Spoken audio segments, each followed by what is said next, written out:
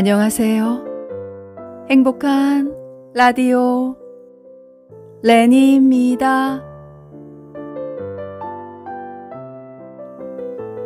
세종의 둘째 아들이고 단종의 숙부였던 수양은 계유정난을 일으켜 사육신 등 많은 사람을 죽인 피바람 끝에 왕위에 올랐습니다.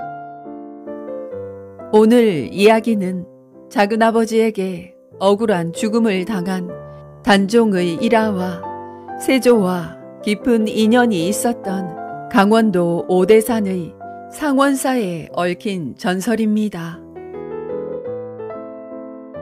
오늘 하루 마무리. 베갯머리 친구 행복한 라디오 시작합니다.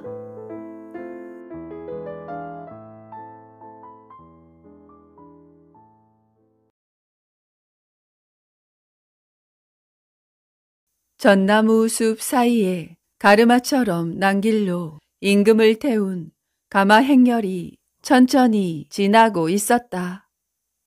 가마 안에 탄 임금은 얼굴을 찌푸리며 몸을 움찔거렸다. 아유, 온몸이 또 근질거리는구나. 세상에 이보다 더 큰 고통이 있을까? 한번 근질거리기 시작한 몸은 야속할 정도로 가려웠다. 마구 긁어버리고 싶었지만 온몸이 피투성이가 될까 그렇게 할 수 없었다. 아이고. 입이 마르고 땀이 바짝바짝 흘렀다. 하룻밤의 꿈처럼 훌쩍 흘러간 세월이었다. 처음에 임금의 자리에 오를 때는 정말로 백성들을 위한 왕이 되려고 마음 먹었었다. 그런데 뜻대로 되지 않았던 지난 세월이었다. 임금이 되자마자 동생 안평대군을 죽여야 했고 사육신 사건을 겪으면서 숱한 인재들을 죽여야 했다. 조카 단종을 영월로 귀양 보내고 끝내 사약을 내려야 했던 일도 큰 고통으로 남았다. 어느 날 밤 꿈속에 단종의 어머니 현덕왕후가 나타나 말했다.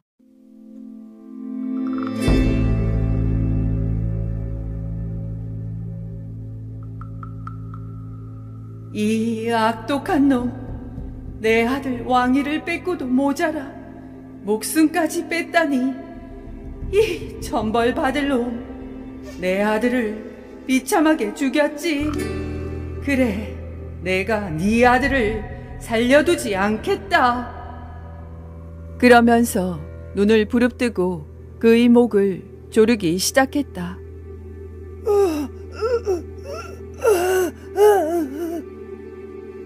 세조는 필사적으로 저항하여 겨우 손을 뿌리쳤다. 이 지독한 놈, 그래도 살고 싶은 게로구나. 그러더니 현덕왕후는 세조에게 침을 뱉고 사라졌다. 으아! 세조는 비명을 지르며 자리에서 일어났고 마음이 섬뜩해 어찌할 바를 몰랐다. 꿈이었구나. 얼마 후 동국 내시가 달려와서 황급하게 아뢰었다. 전하, 동궁의 죄내간이옵니다.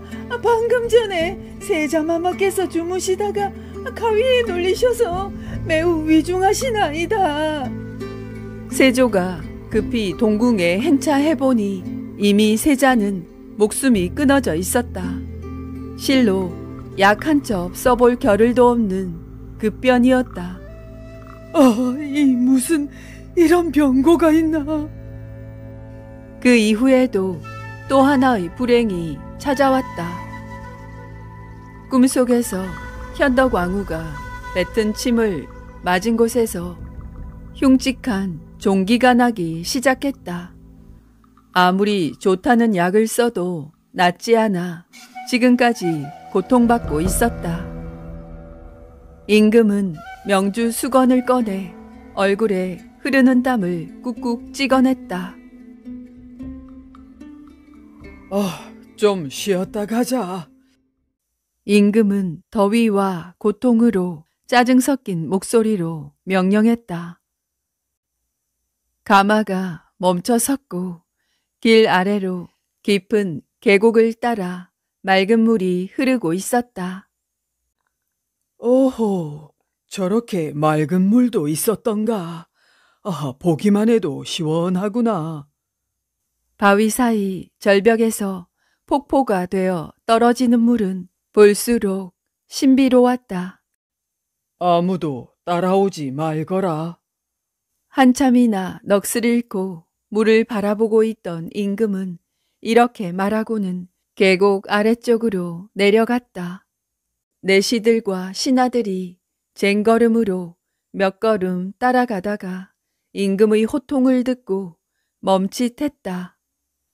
임금은 계곡 깊숙한 곳으로 몸을 숨겼고 옷을 훌훌 벗어 나뭇가지에 걸었다.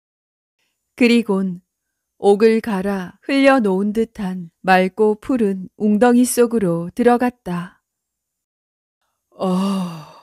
이렇게 시원할 수가.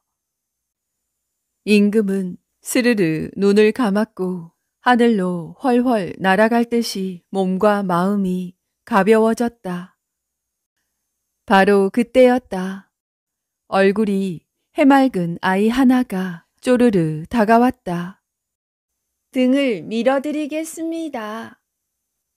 아이는 임금의 등을 밀기 시작했고 이상한 일이 벌어졌다. 팔, 다리, 허리, 목, 얼굴, 아이의 손길이 닿는 곳마다 진물이 흘러 그렇게 고통스럽던 종기들이 씻은 듯이 사라지는 것이었다. 시원하다. 그거 참 시원한 지고. 임금의 입에서는 연신 즐거운 환호성이 튀어나왔다. 고맙다. 그런데 나중에 사람들에게 임금의 벌거벗은 몸을 보았다고 소문을 내면 안 된다. 예, 절대로 소문내지 않을 테니 염려 마십시오. 대신 임금님께서도 어디에 가서 소문내지 마십시오. 문수동자를 만났다는 사실을. 뭐라고? 임금은 깜짝 놀라서 고개를 돌리고 사방을 둘러보았으나 근처 어디에도 동자의 모습은 보이지 않았다. 그리고 죽을 만큼 고통스럽던 종기들이 깨끗이 사라지고 없었다. 이럴 수가.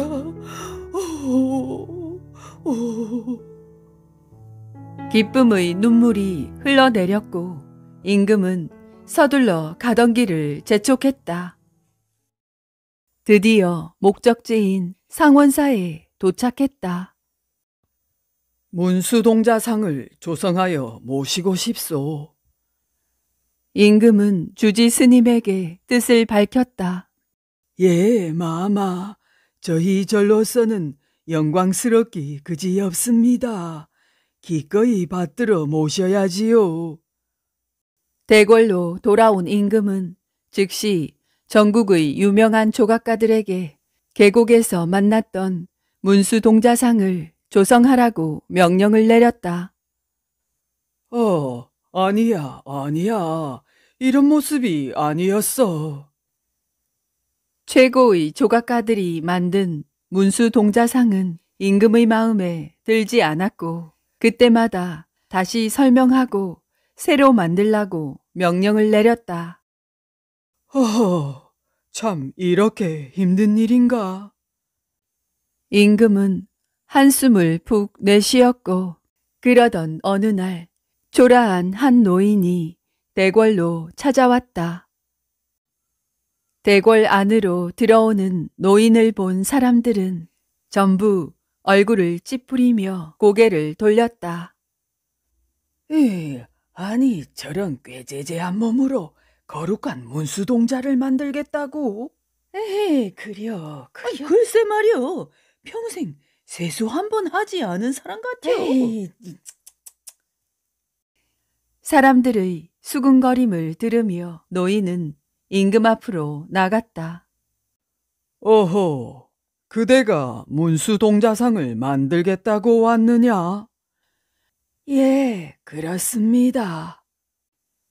그리하여 노인은 며칠 밤낮으로 문수동자상을 만들었다. 드디어 완성된 날, 마마, 문수동자상을 다 만들어 싸웁니다. 보시옵소서.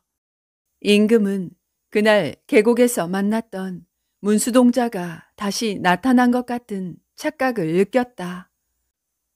오, 어쩌면 내가 그날 만났던 문수동자의 모습과 똑같구나, 똑같아. 참으로 그대의 재주는 대단하도다. 임금은 노인의 손을 덥석 잡으며 칭찬을 했다. 그러자 노인은 빙그레 웃더니 문수보살로 변하면서 사라져 버렸다. 아이쿠, 내가 진작에 몰라봤구나. 임금은 문수보살이 사라진 하늘을 향해 두 손 모아 합장했다. 몇 년이 흘러 임금은 다시 상원사를 찾게 되었다. 문수 동자상에 있는 법당 안으로 들어가려고 문지방을 막 넘는 순간이었다. 야옹하더니 어디선가 고양이 한 마리가 나타나 임금의 바지자락을 물고 법당 안으로 못 들어가게 했다. 주지 스님과 호위 신하들의 얼굴이 새파랗게 질렸다. 이놈, 어서 그걸 놓고 물러서지 못하겠느냐? 허이! 주지 스님이 고양이를 향해 소리를 질렀고 호위 병사들도 고양이를 잡으려고 달려왔다. 그러나 고양이는 악착같이 임금의 골룡포 자락을 물고 놓지 않았다. 허허, 나를 한사코 못 들어가게 하는 걸 보면 분명 연유가 있을 것이다. 곧이어 호위 병사들이 절 안팎을 샅샅이 수색하였고 아니나 다를까 불상을 모신 탁자 밑에 세조를 시해하려고 시퍼런 칼을 들고 자객이 숨어 있었다. 오, 그대가 내 목숨을 구했구나. 임금은 하마터면 죽을 뻔한 목숨을 구해준 고양이를 위해 강릉에서 가장 기름진 논 500섬지기를 상원사에 내렸다. 또한 고양이 모습의 석상을 세워 오늘을 기념하라 했다. 고양이 때문에 무사하게 된 임금은 예정대로 예불과 기도를 마치고 수행했던 신하들과 스님들과 같이 밥을 먹게 되었다. 한참을 식사하는 도중에 한쪽 구석에 앉아있던 동자승이 임금 앞으로 다가와 앉으며 말했다. 이 처사, 공양 많이 드시게. 주지 스님을 비롯한 주위에 있던 사람들은 또 한 번 새파랗게 질렸다. 임금에게 처사라고 부르며 반말을 하다니 눈앞에서는 금방이라도 상이 엎질러지고 임금의 성난 목소리가 절안을 쩌렁쩌렁 울릴 것 같았다. 허허허허, 동자님도 많이 드십시오. 임금의 입에서는 전혀 뜻밖의 말이 튀어나왔다. 사람들은 믿어지지 않는다는 얼굴로 임금과 동자승을 번갈아 보았다. 동자님, 한 가지 궁금한 게 있소이다. 무엇이요? 동자승의 말은 여전히 모험하기 짝이 없었다. 그 어째서 나같이 죄 많은 사람을 2번씩이나 구해 주셨을까요? 불법 때문이지요. 조선이 건국되면서 불교를 억압하려고 곳곳에서 난리인데 임금님께서는 불경을 간행하고 부처님의 법을 널리 펴기 위해 많은 업적을 쌓고 계시지 않습니까? 임금은 말없이 고개를 끄덕이고는 자기가 차고 있던 허리띠를 풀어서 동자승의 허리에 메어 주었다. 그대에게 정삼품 벼슬을 내리겠소. 예, 마마. 동자승은 두 손을 합장하여 고개를 숙이는가 했더니 구름을 잡아타고 두둥실 날아갔다. 눈 깜짝할 사이에 일어난 일이었다. 사람들이 문을 열고 밖으로 나갔을 때는 이미 모습이 완전히 사라지고 파란 하늘에 흰 구름만 떠 있었다. 계속해서 비운의 왕 단종과 세종의 업보를 단죄한 현덕왕후의 기묘한 뒷이야기 계속됩니다.